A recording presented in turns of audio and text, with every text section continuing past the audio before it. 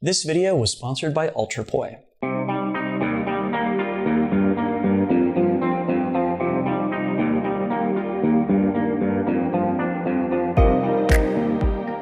It's the Mount Everest of contact poi tricks. Fishtails are waiting for you. Drex here from DrexFactor.com, and today we wrap up my contact poi series by working our way through poi fishtails. This is going to take some patience. You have been warned. But before we dive in, I just want to give a shout out to the friends of the channel. Big thanks to Dark Monk, Flow Toys, Pyroterra Light Toys, LMF Props, Spinballs, and Ultrapoi for helping to make the videos on this channel possible.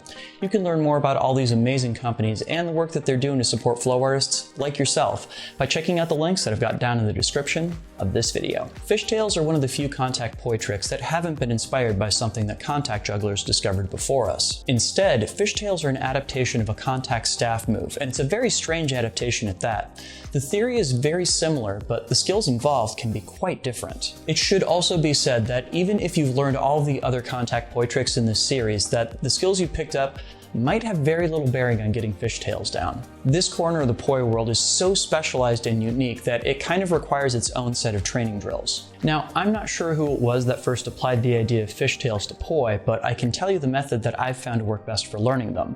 I learned it from my friend Kate McCoy, who in turn learned it from G. You'll want to start by creating a bowl on the back of your hand by dropping your middle and ring fingers down and stretching your index finger and pinky up and away from your hand.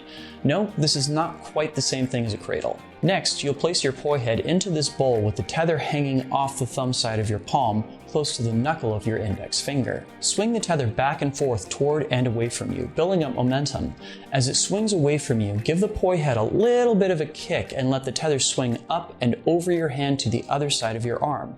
It should come to a rest with the tether hanging right next to the knuckle of your pinky. From here, build up momentum again by swinging the poi tether toward and away from you. When you're ready, give your poi another little kick with your hand and swing the poi up and over your hand to come to rest back next to the knuckle of your index finger. Lather, rinse, repeat. So it's worth noting at this point that there's something very specific happening here that literally happens with no other props when they're fishtailing. Every time we go from side to side with the poi tether, we're actually giving the poi head a very small throw. Not enough to clear the hand, but enough to reduce friction with it, just enough to allow the poi head to rotate slightly on the back of the hand. Getting down this skill and being able to accomplish it in a controlled fashion is absolutely essential for learning how to fishtail effectively. Perform 3 of these pendulums on each side of your body. Make sure that you can control how many of them you do each time. Once you can do 10 of these on each side in a row without dropping the poi, work your way down to 2 of these pendulums on each side of the body. Once you can do 10 wraps of 2 pendulums per side comfortably, work your way down to just 1. When 1 feels comfortable, it's time to switch to going straight back and forth. You're going to be tempted to add a lot more momentum into this trick when you switch sides like this, but you're going to find that less is more in this regard. Think that this move is performed slowly with very wide arcs rather than fast like a weave. You're also going to find that a great deal depends on your index and pinky fingers holding the poi head in on each side like the rails of a train track. I can be pretty sure that things are going well when I can feel the tether rub along the first joint of each finger as it goes back and forth in this trick. Now, it's not unusual for it to take days or even weeks of practice for this to start to feel natural, so don't get down on yourself if it doesn't come right away. And just like with outer forearm rolls, your hand has to train to drop your 2 middle fingers and stretch the index and pinky to stabilize the poi head as it rolls around in this bowl. It'll be tempting to bend all of your finger joints, but doing so will guarantee that you lose control of the poi head. Work to catch the poi every time in this bowl. It'll make your life a lot easier and the move come together much faster. Of course, because fishtails look an awful lot like weaves, it does beg the question of whether you can perform a weave with your other hand at the same time.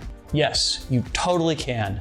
But it's really hard. I find that it's best to start with the fishtail and work a weave in with your other hand once the fishtail is going. Start with a 2-beat weave where the fishtail hand is on bottom because it is already low enough that you can reach the other hand over it. Of course, you can also do 3 and 5-beat weaves with fishtails as well. I can't perform them myself, but the theory is pretty similar.